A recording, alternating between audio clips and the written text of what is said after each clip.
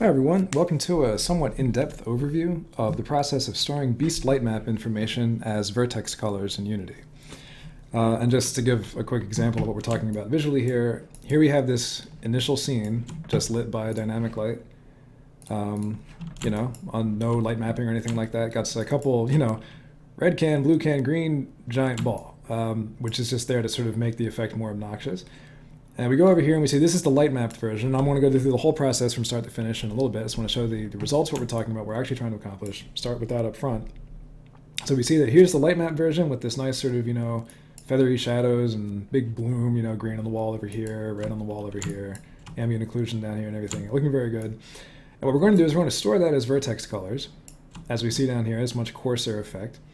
And that's just the beast light mapping to vertex color transformation. And we preserve that, this isn't just some simple multiply. We're preserving the semi-high dynamic range properties of the beast light maps where the light is blowing this texture out. It's getting much brighter than it was. It's preserving the full luminance information. It's also preserving, and this is kind of an interesting thing about this method, this is not a complex texture. This is actually two repeating textures, which if we look at our debug shaders and look at our vertex colors, these have been blended. Red and green channels are driving the blend of the two textures. They're being multiplied by a Perlin noise, which is what's creating that very nice organic edge. But that is vertex color data. And since we're using our vertex colors to store light mapping, like this is the bitmap shaded light map. Down here, this is the vertex color shaded light map. So since we're using vertex colors for that, we have to use something else to do our blending. And I'll explain what that something else is, but we're transferring that vertex color information to another set of channels that we can use to preserve our blending and other effects. So this solves some of the basic problems with, first and foremost, storing your light maps, and secondly, making sure that they're not destroying information, and not destroying it in a way you can't get back that you might need for some other effect. So that's the visual effect we're going for.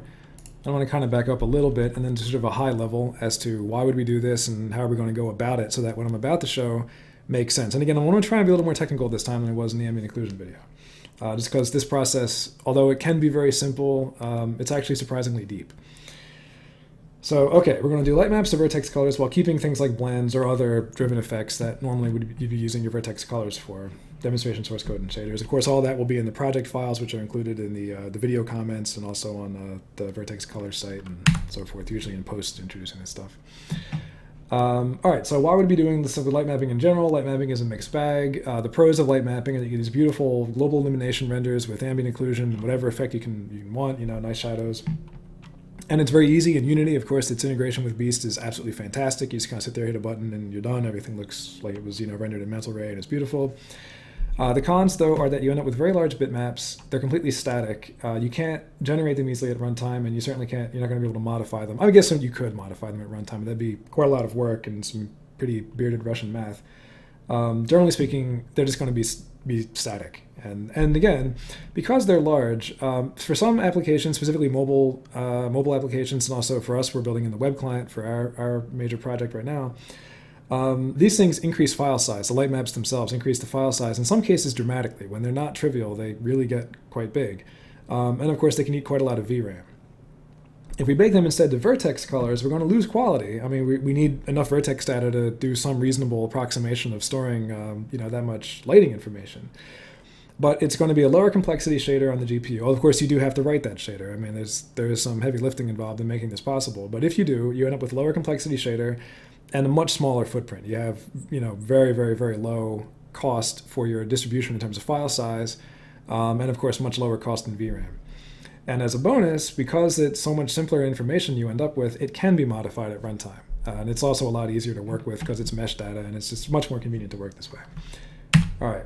The process we're going to do considers that, well, when you try and store your light map information as vertex colors, you eliminate the utility of vertex colors for other tasks. And really, the reason vertex colors are so central to this is because it's a metadata channel that's very easy to create in other applications. If you're in Max, Maya, Modo, you can paint vertex colors as easily as you can model, and that's not at all true for channels like UV. Of course, unwrapping is very difficult. You're not really thinking about UV channels as storing like a float value, whereas vertex colors, you normally do think of them that way.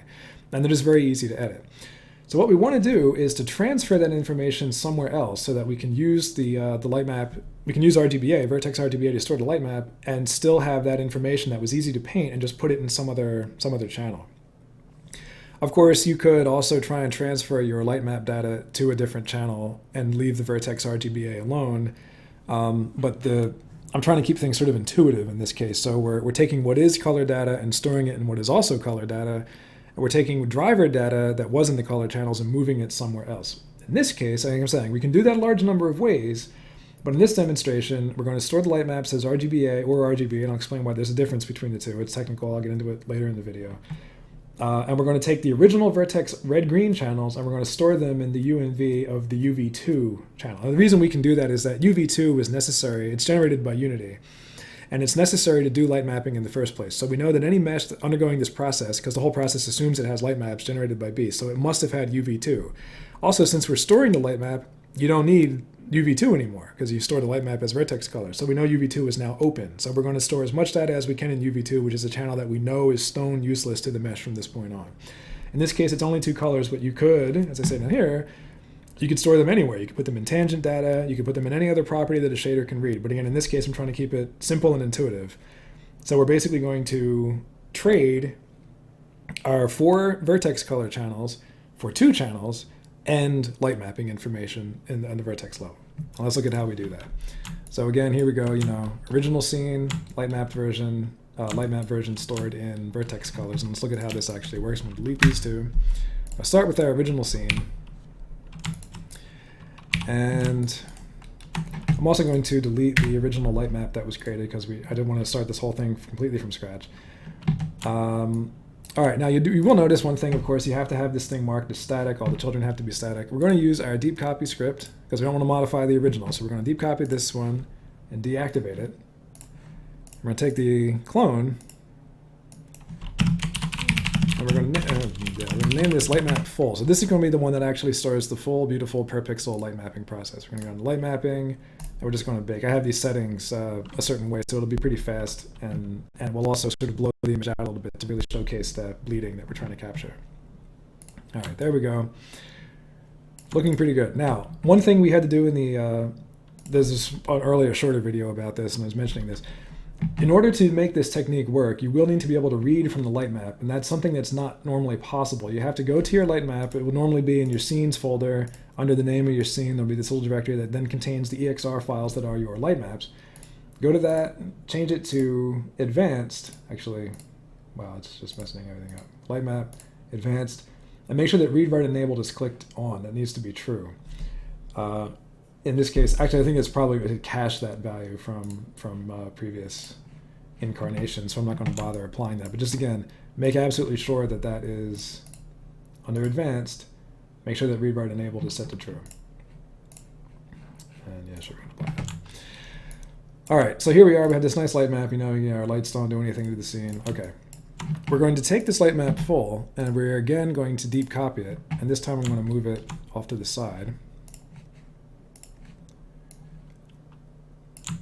Okay, so here's our light map version. Here's one we're going to modify, and we're going to call this light map vertex RGBA. We're going to go to our game object menu. This is where the script just lives for the moment. And we're going to do light map to vertex RGBA, and we're also going to copy the red-green, like I said in the overview, we're going to copy the red-green channels to UV2. And do that, and everything's going to look pretty horrible up front because, of course, we just changed the way all the data is working. If you go to our debug shaders and we look at this vertex light map, this will show us what's actually stored in the light map data. I'm just going to put this on all these objects. And we can see what has actually been stored. And the way this works basically is the light map stores all of its information in RGBA in such a way that, I'll just do a little demonstration by showing the effect down here, in such a way that the color RGBA has to be multiplied by the color alpha, has to be multiplied by some intensity value, which on the PC defaults to 8, and it varies per platform. But basically this is sort of a deconvolving process. Multiplications that have to be carried out, and then you multiply that by your text color, by also then your material color. And so this is the effect of the light map RGBA times A times that platform specific intensity amount. That's what that looks like. Here's the bleeding information. So now we have some shaders that make use of this model, and we're just going to put these on the respective object. And this is the special one. This is the one, the wall, which was, remember, complex because it originally had some vertex colors that were storing this blend between these two materials. But over here, that's being used to store color bleeding information. So instead, we've baked that information into UV2.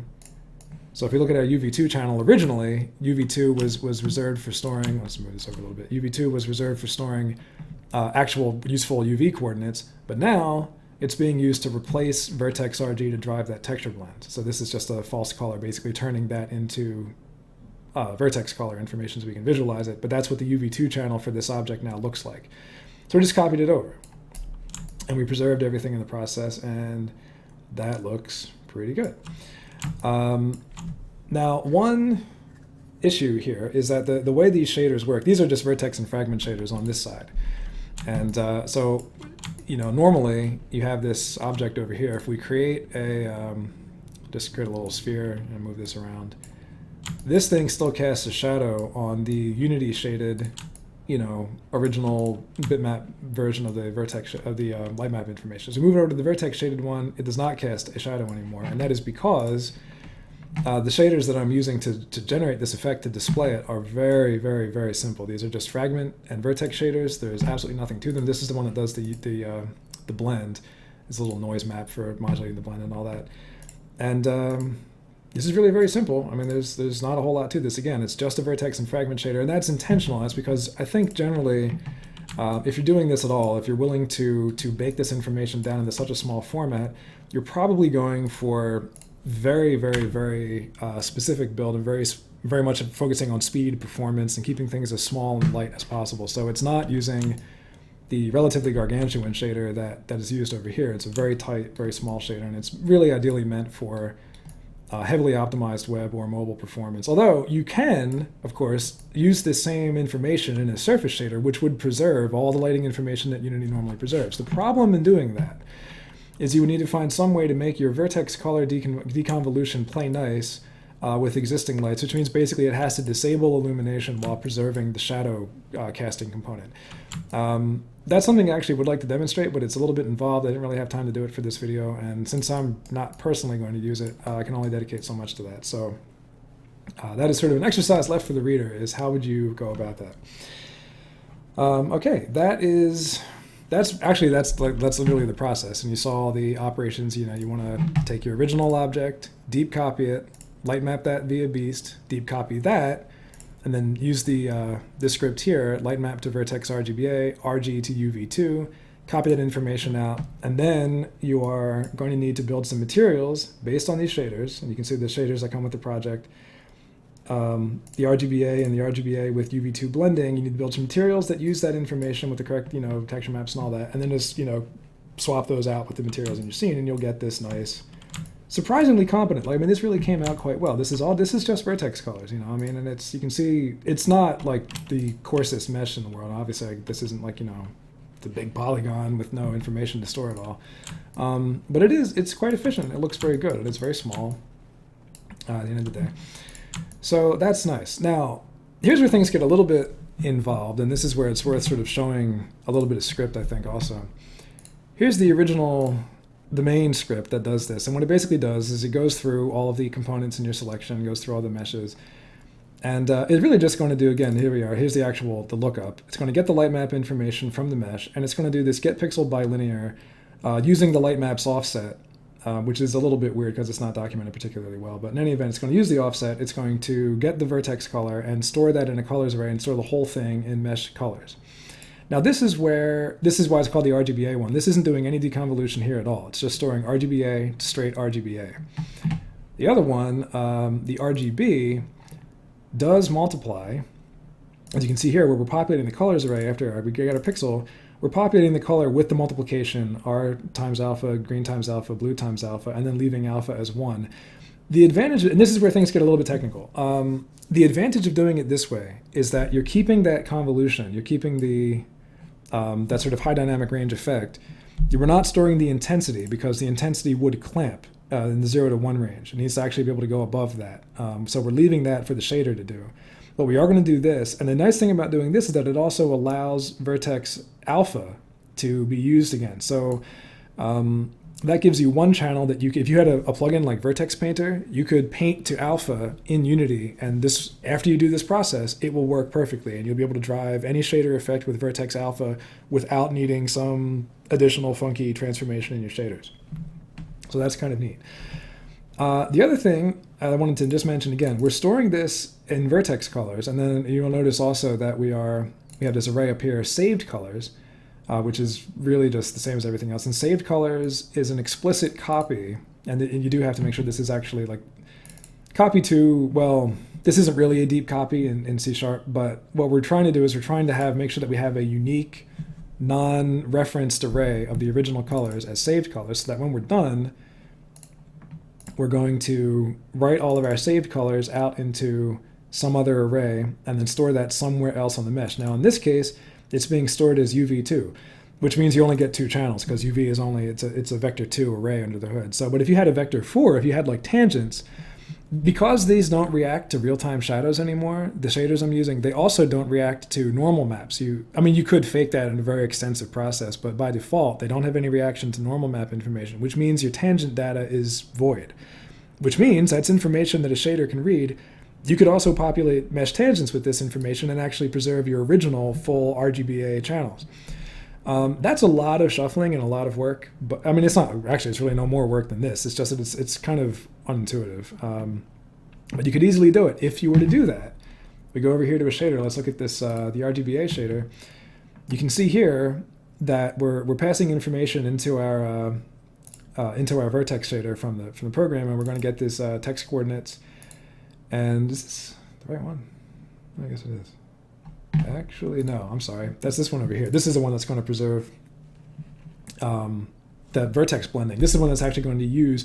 See, normally you wouldn't have to worry about UV2 in this one. This is just the standard vertex RGBA. You can see this process being performed down here again. RGBA times alpha times intensity. That's that turning the vertex color data back into luminance data. Look at the UV blend though. Since we still want to do that blend, we have here's our text coordinates 1. This is the UV1 channel. This is UV2, text coordinates 1. And you can see that we're going to store some information from our in our vertex shader into the output that goes into the fragment shader. And then the fragment shader is going to perform the blending. This is, again, this sort of convoluted process you have to go through to take normal sort of boring vertex color blending and multiply it by this Berlin noise. But you can see that what we're doing is instead of reading vertex colors, we're actually reading a channel from the second set of UV data that's supplied to the input of the fragment shader. So this is doing blending based on UV2 information, and this should be pretty obvious at this point. I'm just kind of restating it. Because we stored our vertex colors, we originally had them stored like this, but now they're used for illumination purposes. So instead we stored in UV2, which used to be actually used for UV information for light mapping. Okay, so that is pretty much it. I mean, well, actually, that is very much it. That's a lot of information. It's a quite nice effect. For our stuff personally, I'm not super enthralled by light mapping. I mean, I feel like the color blending is definitely amazing, and there's no question about that. I actually kind of like the little AO script I'm using a little more than using Beast. Not because Beast isn't spectacular, it is. It's just that I like having per object control, and I like it being so fast. And also, to be honest, although you can do this process, I'm not entirely sure we need to. Also, there's an issue, with this stuff being static. Some of the games that we're targeting, like Skyrim, Kingdoms of Amalur, or even the Star Wars: The Old Republic, the MMO. They're getting a lot of mileage out of dynamic lighting and dynamic weather systems that look quite good without being anything like at the level of like a Frostbite 2 with its real-time GI. I mean, yes, that's very nice. Nobody else can do that. And so I'm kind of sticking to the dynamic lighting, although this is really something to think about. I think for some scenes, I'm definitely going to be using this process for these color blending effects. Really came out very well, and it's kind of, I'm sure it's a lot to look at the first time through, especially if you're not, used to programming this kind of stuff in Unity. You might say, geez, how am I going to do this? Well, once you do it a couple times, it's really easy. And then so the idea of being able to just kind of toss this information around between any data set that a shader can read, you start thinking like, well, boy, you could sure do a lot with that if you were, so inclined. One thing you might notice, and this is just kind of one of these little artifacts, there's some ambient occlusion here against this wall in the original, but there's quite a lot. It has like this heavy mascara going on over here, and gee, why is that? That's because here you can see this shadow that's being cast in the per pixel version. It's quite small, but in the per vertex version, that single pixel is being read and being stored as a vertex color, and then it's being interpolated across the entire, the triangle here, the polygon. So you do get some, that's just an artifact of the loss of resolution. You get some little artifacts like that. But overall, I mean, just at a distance, I mean, if I didn't tell you that they were different, you might not really be able to tell them apart. You can clearly see this is rectilinear rather than this nice smooth thing, but it looks pretty good. So very useful, very interesting effect, very easy, a couple clicks, you're done. One thing you do have to remember though, again, you really do have to remember to use this deep copy. You don't want to destroy existing information. It won't make a difference in your published file, but it is going to be unpleasant, I think, for you if you don't remember to preserve your work as you step along through the process, because you don't want to have to rebuild those channels. They are permanently overwritten in this process. The only way you can get around that is by restoring from your imported mesh, which you need to process a little bit, so you don't want to have to do that a lot. Just make sure to use deep copy. And that's everything. This is interesting. Again, this is an interesting extension of the ambient occlusion video and concept. So if this leads somewhere, kind of interesting in following the thread.